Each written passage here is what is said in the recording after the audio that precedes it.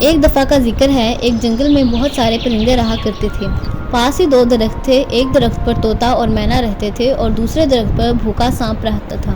مینا نے انڈے دیے تھے۔ مینا نے طوطے سے کہا، بارش کا موسم آنے والا ہے، ہمیں اپنے بچوں کے لیے کھانا اکٹھا کر لینا چاہیے۔ وہ کھانے کی تلاش میں اڑ گئے۔ سانپ ان کی یہ ساری باتیں سن رہا تھا۔ اس نے موقع کا فائدہ اٹھایا اور ان کے درخت پر انڈے کھانے کے لیے پہنچ گیا اور سارے انڈے کھا گیا۔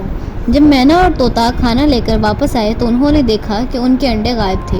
وہ بہت پریشان ہوئے اور ایک بندر کے پاس گئے اور اسے اپنی ساری بات بتائی۔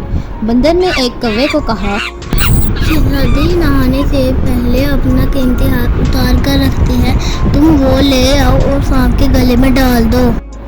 کوے کو ہار لے جاتے ہوئے شہزادی کے سپاہی نے دیکھا تو وہ کوے کے پیچھے بھاگا۔ کوے نے ہار سانپ کے گلے میں ڈال دیا اور اڑ گیا۔ سپاہی نے سانپ کو مار دیا اور اپنا ہار لے کر واپس چلا گیا اور مینا اور طوطا پہلے کی طرح ہنسی خوشی رہنے لگے۔